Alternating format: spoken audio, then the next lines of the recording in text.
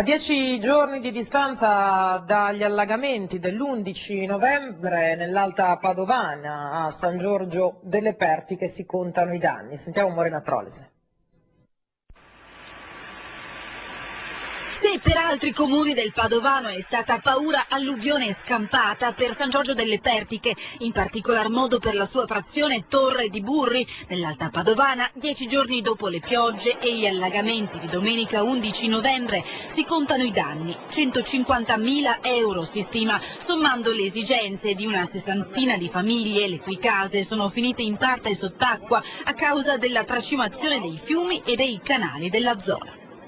Allora, si tratta di via Anconetta, in particolare nel tratto Torre di Burri. Lì ci sono state circa una ventina di abitazioni colpite dall'alluvione, e poi però abbiamo anche l'area di San Giorgio delle Pertiche in centro, il quartiere Musicisti. Anche lì una bella trentina di famiglie hanno avuto l'acqua negli scantinati, e poi un'altra area di là del passaggio a livello, che comunque è sempre l'area interessata dal Tergolo a Vandura e Muson dei Sassi.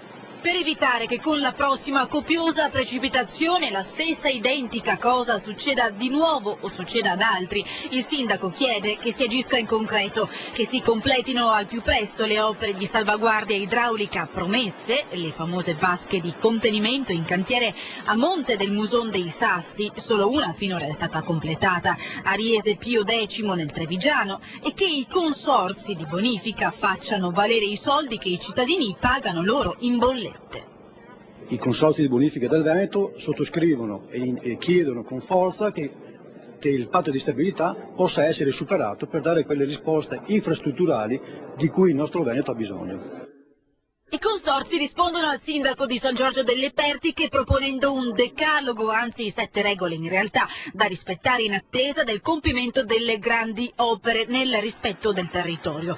E dunque con un controappello rivolto stavolta al governo, sciogliere i vincoli del patto di stabilità che grava sulle amministrazioni comunali in caso di emergenza idraulica, per fare in modo di aiutare, di risarcire i cittadini, la gente colpita dagli allagamenti.